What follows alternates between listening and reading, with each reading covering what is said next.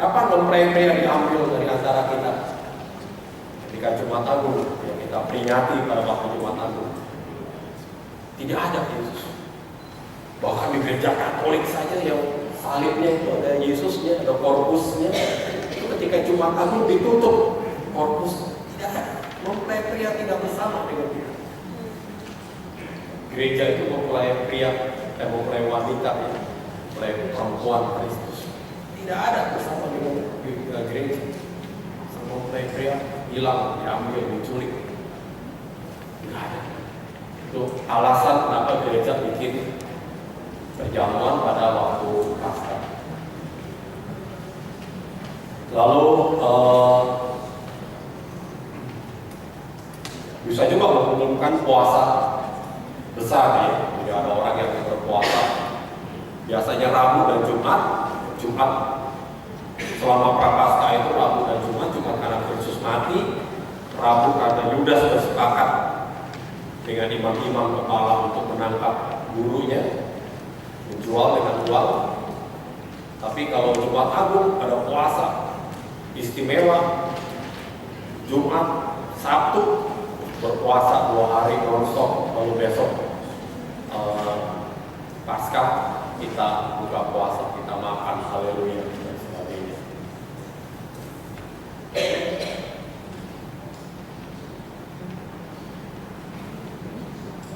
Lalu Minggu Paskah sendiri istimewa karena ada lilin, prosesi lilin, prosesi cahaya, Yesus bangkit. Di AKBP bagus, orang mulai prosesi dari kuburan ramai. Kuburan ramai itu bukan di AKBP aja. Di Flores sama kuburan ramai pada waktu Jumat Agung, Sabtu Sunyi. Tahun lalu saya di Flores, di Larantuka. Jumat, kuburan ramai, semua orang berziarah. Pesta kita bersama dengan yang mati. Kita bersama yang mati itu hari orang mati, Halloween. Ada orang berziarah rame-rame. Malam jam pukul 5:30 sore, jam 6. Jadi asik hidup. Yang mati hidup bersama kita lagi. Iya, biasa di Protestan yang mati dilupakan. Di STT lumayan kalau ibadah harian pagi pada tanggal kematian seseorang, misalnya tanggal berapa? 5 Maret atau tanggal 6 Maret itu siapa yang mati? Misalnya ada yang mati, orang besar biasanya yang punya kontribusi bagi kekristenan atau bagi kemanusiaan, diperingati, dibacakan satu memorinya, satu paragraf sebelum ibadah dimulai. Hari ini kami mengingat siapa, misalnya TB Simatupang 1 Januari, karena diingat karena kita masih libur. 1 Januari kita mengingat, atau 2 Januari TB Simatupang, dibacakan satu paragraf tentang TB Simatupang. Hari meninggalnya, jadi bukan hari lahirnya, tapi hari meninggal. Bagi orang yang meninggal, hari lahirnya adalah hari meninggalnya. Karena orang kudus, dia mati di bumi, dia lahir di surga. Itu alasannya. Jadi yang diperingati hari kematian.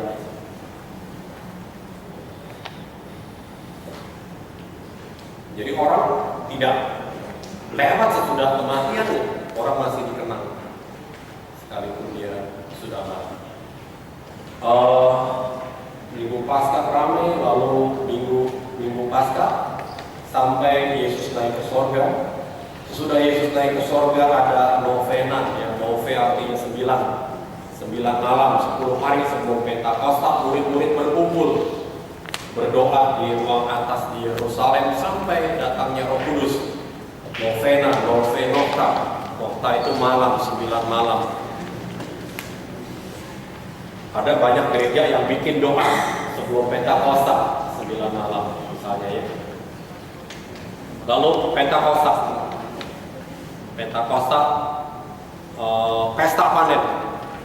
pesta panen gereja-gereja mengadakan di GKJ, GKJW ada unduh-unduh juga.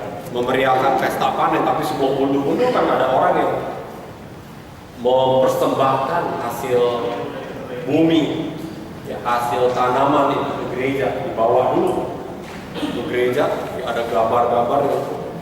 Gereja-gereja di luar negeri betul-betul petani, pakai baju petani, dia bawa satu karung gitu ya, gandum atau beras, bawa ke gereja. Oh, itu bagus, dimeriahkan bersama kolektif, bersama persembahan.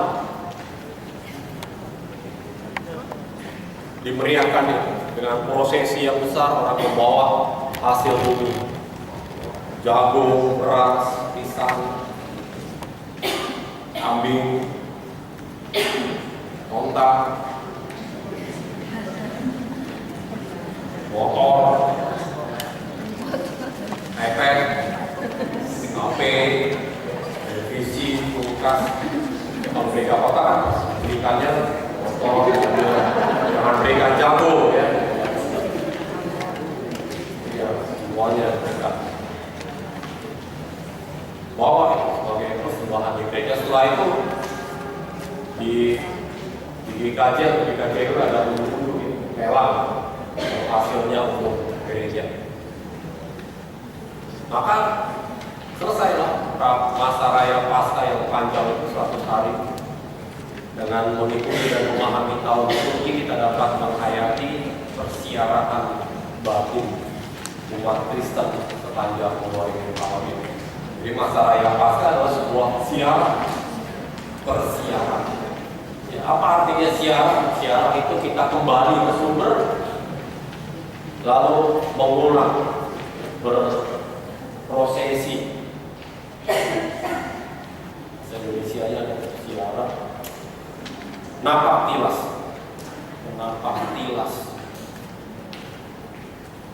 seperti yang dulu dilakukan oleh umat Israel dan Yesus.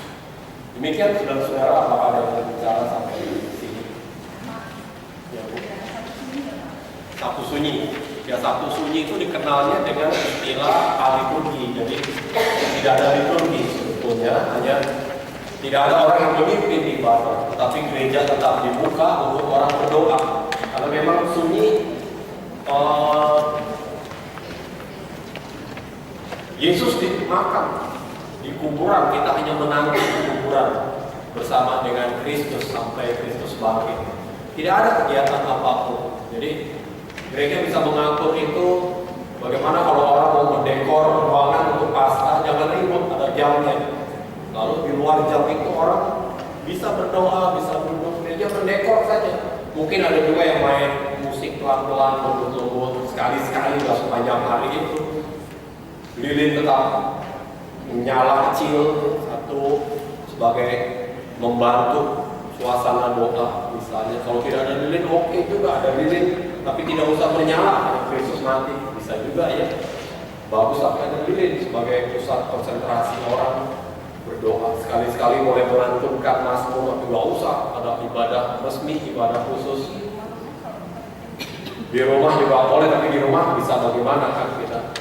Kalau di gereja orang datang di gereja, orang memelihara gereja tidak tutup. Ya, di beberapa gereja dari Kamis Putih sampai Paskah, gereja dijaga untuk tidak tertidur. Bagaimana menjaga gereja tidak tertidur? Orang melantunkan zikir-zikir. Di Katolik untuk mereka punya zikir-zikir gitu ya. Ada nyanyian-nyanyian, ada di Islam dikenal di zikir, di kita di sebelahnya ada gitu ya. Orang ada melantunkan sepanjang malam bergantian per wilayah. Misalnya kita wilayah banyak tuh untuk apa doang, cuma latihan paduan suara doang. Itu boleh juga dia menjaga gereja supaya tetap berjaga 2 hari itu. Ada doa-doa yang kita pandu, karena itu 1 jam bergantian. Kalau umat umum boleh ikut juga menjaga suasana itu. Jadi ya. Nah, untungnya kita orang Kristen gak ada kewajiban kebaktian. Jadi minggu juga kita nggak wajib. Kita beribadah karena kita memperingati Kristus. Jadi kita beribadah karena kita merayakan peristiwa Kristus. Termasuk Rabu Alu, nggak usah diwajibkan, tapi Apakah kita terpanggil untuk memperingati, merayakan, memulai Prapaskah bersama Kristus di dalam persiaran batin? Ya, kalau gereja merasa terpanggil, penting boleh gereja lakukan, mengingat ya sekarang saya masuk masa 40 hari, saya berpuasa bersama Kristus 40 hari juga. Setelah ia dibaptis, ia berpuasa 40 hari. Saya berpuasa bersama umat Israel di padang gurun 40 tahun. Ya, jadi saya berpuasa untuk melihat Allah 40 hari seperti Musa di bersama bersiar. Ya.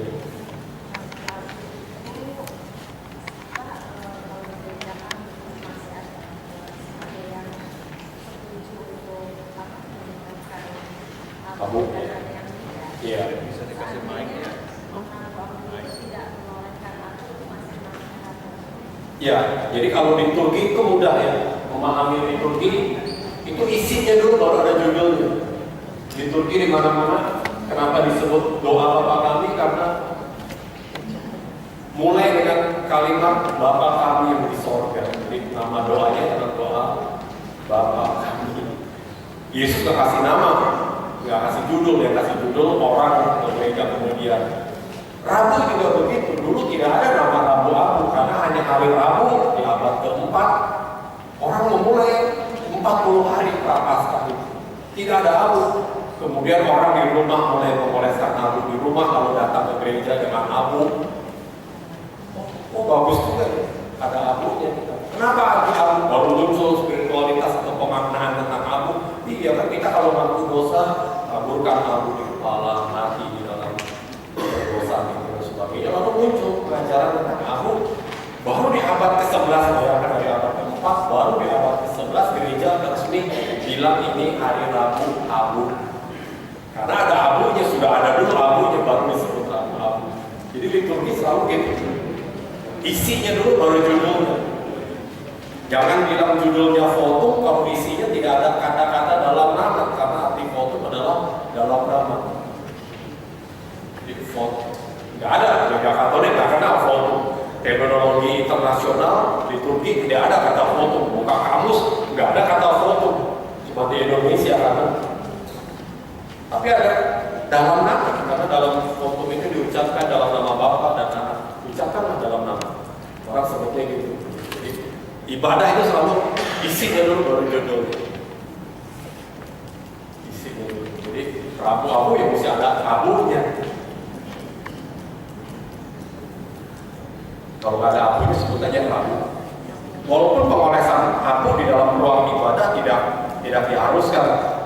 Seperti orang memberikan persembahan kan nggak diharuskan. Belum kasih terus dorong-dorong. Nggak diharuskan, ya tetap sukarela. Tapi gereja memberikan yang mau, silakan, yang enggak juga nggak apa-apa. Seperti tadi kita mengoleskan air ya, kaki, mencuci kaki, silakan yang mau, silakan, kalau enggak apa-apa juga.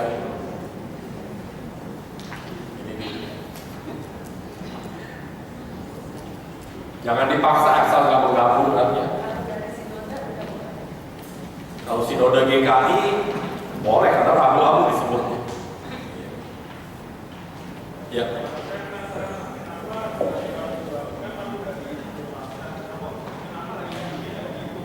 Karena hari Minggu adalah hari kebangkitan. Jadi tetap tidak dihitung, orang tidak berpuasa, orang ada satu hari istimewa, dia tidak bisa digantikan dengan alasan apapun. Hari Minggu kecuali Natal. Ya, kalau Natal hari Minggunya jadi Natal. Tapi hari lain tidak ada yang bisa menggantikan hari Minggu karena dia hari istimewa.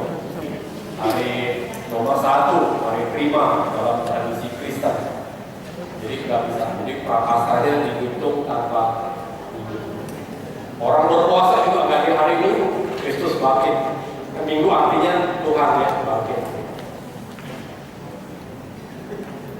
Jadi hitungannya begitu. Kenapa begitu? Kalau nanya terus desak-desak saya kasih tahu juga rahasianya itu juga kemudian baru tidak menghitung hari Minggu atau terlanjur yang Rabu dijatuhkan tanggal sekian. Dulunya orang menghitung hari Prapaskahnya selesai pada minggu malam. Pada minggu malam. Kemudian dengan minggu malam Prapaskah harus selesai sebelum hari raya Paskah. Jadi dipanjangin sampai hari Jumat itu. Jumat tetap hari khusus, dipanjangin hari Jumat. Loh, Rabu juga di sini, ntar geser lagi. Gak usah digeser, tetap minggunya kita nggak hitung dengan alasan minggu. Kemudian lagi kronologinya. Jadi di Turki memang rekayasa gereja untuk kita menghayati peristiwa Kristus. Sejak kapan masa-masa raya seperti ini yang kamu dilakukan kembali oleh gereja? Setelah gereja Protestan mungkin menyadari ada banyak kekayaan dalam tradisi Kristen yang kita hilangkan. Ibu jangan, kalau tanyain jangan sejak kapan mulai lagi, sejak kapan hilang sebetulnya. Hilang itu juga udah lama sekali. Kalau mulai hilang kapan saya jawab saya lupa.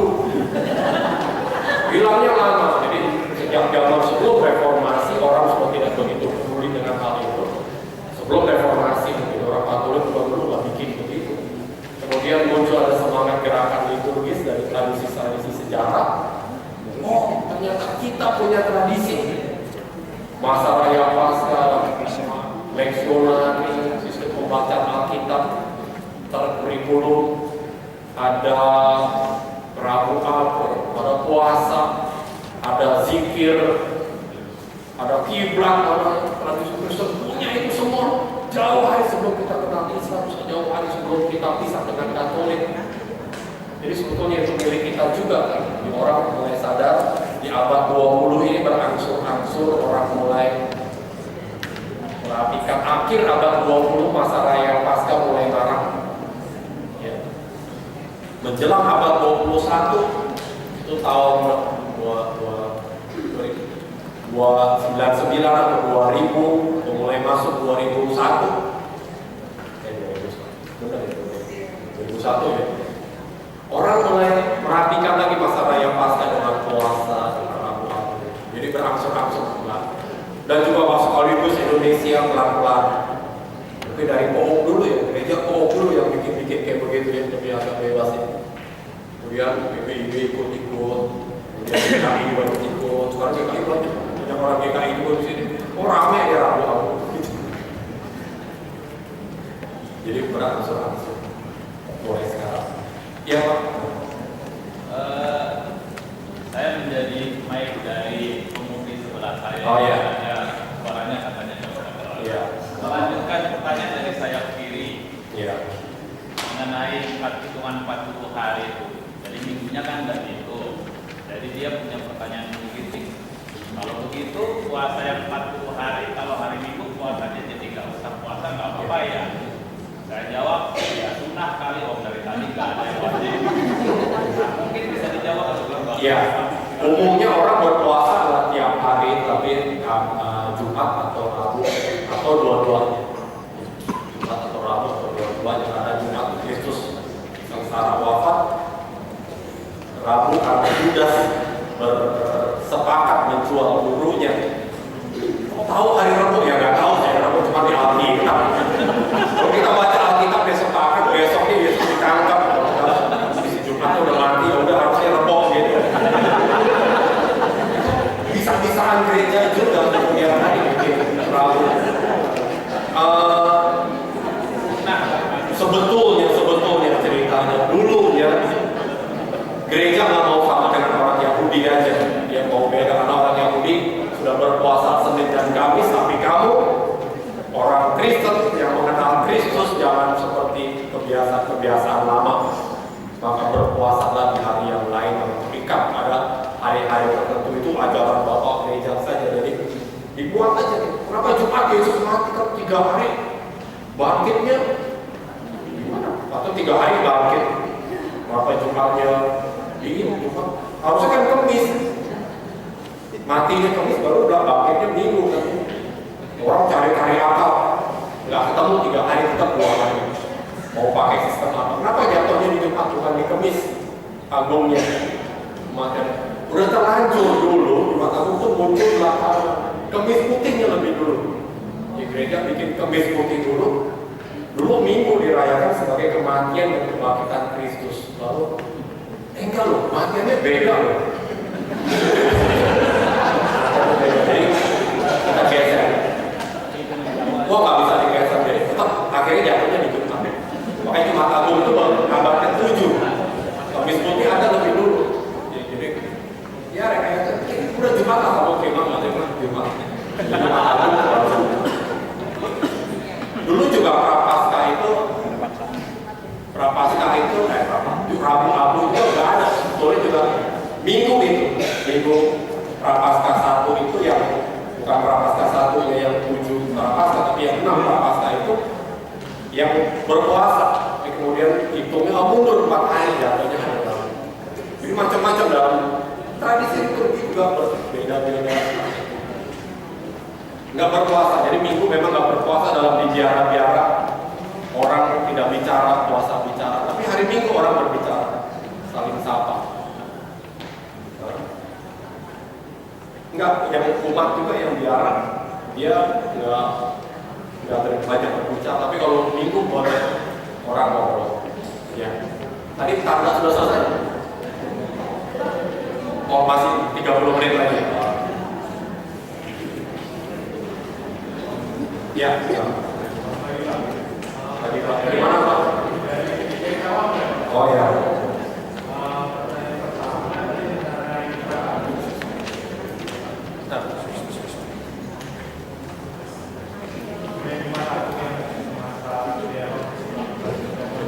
Berdiri aja Pak. Tadi yang pertanyaan tentang Jumat Agung kan jadi ada dialog melakukan perjamuan kudus dan Jumat Agung. Pertanyaan pertama, menurut Bapak selama ini kenapa gereja masih merayakan perjamuan kudus pada Jumat Agung? Apakah itu masalah karena perjamuan malam terakhir? Mungkin ada alasan lain. Yang kedua, jika pun kita ingin merayakan perjamuan kudus itu sendiri, apakah yang pas Kamis Putih, jika yang memang perjamuan itu Kamis Putih kan dibasuh pakai begitu dan saat Kamis itu ada perjamuan sebelumnya di seperti itu Pak. Ya. Oh. Jadi pertanyaan yang kedua itu di sini ada Kamis Putih, di sini ada Jumat Agung, di sini ada Paskah. Yang menjadi persoalan perjamuan di Jumat Agung itu yang digeser ke Paskah. Kalau ada di situ, bukan perjamuan di Kamis Putih, karena Kamis Putih sudah ada perjamuan. Jadi kita kan nggak merayakan Kamis Putih sehingga nggak ada perjamuan. Jadi ini nggak dari kotak-katik. Jadi jangan bilang yang ini digeser ke perjamuan malam terakhir enggak. Semua perjamuan kita sepanjang tahun seperti ditolak dari perjamuan malam terakhir, bukan cuma Kamis Putih. Jadi ini nggak di kotak-katik. Yang menjadi persoalan ini tidak dipindahkan. Ini bukan dipindahkan kemari, dipindahkan kemari. Ya tidak repot karena mempelai pria tidak hanya bersama dengan kita, diambil dari antara kita. Maka kita berduka cita di situ. Kapan? Mengapa gereja dulu merayakannya Jumat Agung? Bukan gereja dulu, tapi gereja baru, gereja di Indonesia, gereja di Eropa baru tahun 1824. Saya ada 2 informasi yang waktu saya pegang, satu lagi tahun 1854. Informasi sama-sama dari Belanda, dari dokumen bahasa Belanda. Saya nggak tahu yang benar yang mana. Tetapi mulai di tahun ini, gereja di Eropa memindahkan perjamuan dari Paskah ke Jumat Agung. Jadi baru awal abad ke-19 atau pertengahan abad ke-19. Sebelumnya gereja merayakan Paskah.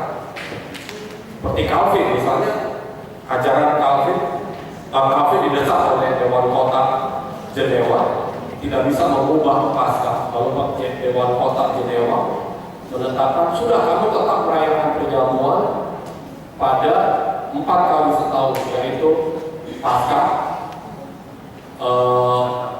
Pentakosta, lalu Natal, lalu satu lagi pertengahan September atau Oktober. Jadi itu. Jadi Paskah yang disebut, bukan Jumat Agung. Jadi dari abad 17, dari awal Jumat Agung, abad ke-7 baru ada perayaan Jumat Agung, gereja tidak merayakan perjamuan. Baru di sini. Di sini karena apa? Sulit memastikan.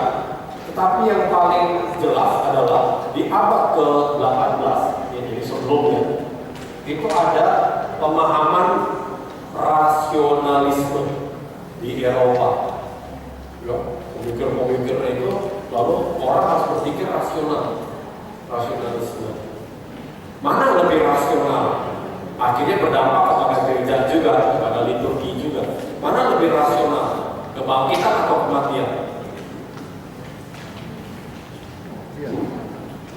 Kematian lebih rasional daripada kebangkitan. Maka gereja-gereja lebih merayakan memindahkan Jumat Agung dengan perjamuan dengan pada Jumat Agung. Tapi kemudian di pertengahan abad ke-20, 1950-an, gereja-gereja Eropa menyadari kekeliruan itu. Nah, buku-buku liturgi tahun 50-an, 60-an itu masih memperdebatkan soal ini, makanya pindah dan harusnya perjamuan pada Paskah, bukan pada Jumat Agung. Nah, sekarang udah ada umum orang di Eropa bikin perjamuan di Paskah, bukan di Jumat Agung. Gereja-gereja Indonesia umumnya brojol setelah tahun ini. Kan kita di awal abad 20, BPIB tahun berapa? Mulai jadi sinode. Indonesia Kerok itu abad berapa? Setelah tahun ini atau di awal tahun ini atau bersamaan dengan ini. Ya, GKI itu sinodenya 1939. Tiongkok Oktawi. Ya sinode namanya ada 40 lah katakan dulu lewat. Jadi begitu kita brojol kita tahunya perjamuan pada Jumat Agung dari para misionaris tahun. Jadi kita nggak punya pengalaman sejarah perjamuan pada Paskah. Dari Jumat Agung menjadi lebih meriah. Wah, perjamuan Jumat Agung itu betul-betul bangun pakai hitam, mukanya nggak boleh ketawa, dirayakan itu kematian rasional. Sekarang berubahnya, nanti kapan kita berbuka cita berapa? Jika perjamuan juga kesannya perjamuan adalah kedukaan. Ya, orang kalau berbeda ketika ada perjamuan pakai hitam, duka nggak ketawa, ngomong, batuk juga nggak keluar, tersendak juga. Kamu berbuat dosa tadi malam sehingga hari ini kamu bersendak-sendak. Selama perjamuan bukan cuma di Jumat Agung. Jadi itu ada pengaruh pemahaman itu.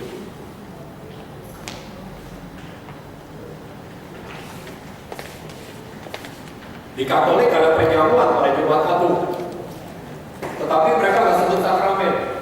Jadi nggak sebut ekaristi, mereka sebut komuni saja, karena ada tubuh dan darah Kristus itu. Nggak tahu juga alasannya kenapa. Di luar negeri nggak terlalu banyak merayakan perjamuan dan komuni juga kan. Di Indonesia masih ada komuni. Dulu dosen kami itu orang Katolik. Katolik kok ada?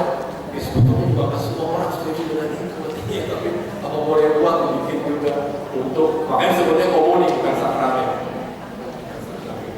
Tidak pesta ekaristi penuh. Ya, begitu belum jawab. Ya, ada lagi yang mau bicara saudara-saudara? Sama saya Pak, silakan Pak. Ini kita tentang rangkaian peringatan tersebut dalam kaitan dengan mereka sebagai pemerintahan. Pentingkah itu diadakan? Masalahnya seringkali kita berbicara dengan melihat orang lain. Gereja lain sudah melakukan itu. Kita belum. Di aturan ada, kita lakukan. Sehingga mungkin itu bisa dilakukan dalam prosesnya dengan semacam pembelajaran. Memang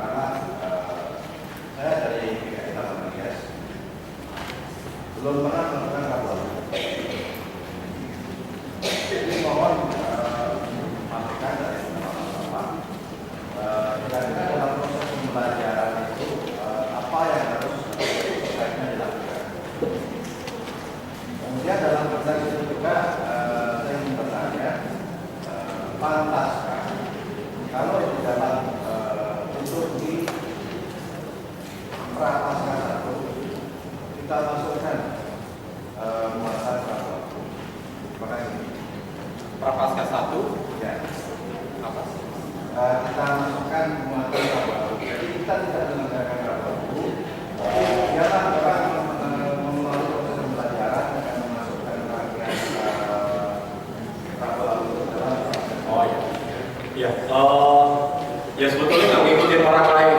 Saya setelah menjelaskan secara historis baru lihat orang lain juga melakukan itu. Artinya kalau kita melakukan itu nggak asing sendiri. Sudah ada alasannya. Jadi bukan karena jiplak. Kalau jiplak kan gampang, bukan jiplak aja, nggak jiplak karena orang lain. Dan bagusnya jangan jiplak juga. Kita punya alasan yang jelas, sekalipun kita bukan yang pionir, bukan yang pertama, bukan yang sendirian gitu ya, sebagai acuan. Dan perlu karena liturgi itu ujung-ujungnya adalah spiritualitas. Orang beribadah untuk meningkatkan atau berdisiplin spiritualitas. Ibadah apapun, bukan cuma masa raya Paskah. Kasus kalau Taman Arya saya kira kasus tidak bikin ragu-ragu GKI Taman Arya saya. Kalau ragu-ragu itu dipinjam oleh gereja Katolik. Tapi ya itu masalahnya itu. Jadi beberapa orang Aries sudah mau bikin rabu-abu, cuma dari dulu kalau rabu-abu dipinjam oleh gereja Katolik di Aries, sehingga sekarang udah mau sadar mau bikin rabu-abu, gimana kita ngusir orang Katolik kita nggak enak. Orang Katolik pakai GKI Taman Aries karena berpikir dari dulu GKI seumur hidup sampai Yesus datang kedua kali tidak bakal rabu-abu. Jadi sekarang GKI Taman Aries bikin aja gereja satu lagi di sebelah tuh. Ya sebaiknya liturgi dibuat di hari, di waktu yang tepat. Sebaiknya jangan dibuat di minggu atau hari yang lain. Sebaiknya begitu. Kecuali mungkin alasan yang lebih prinsip. Kalau kita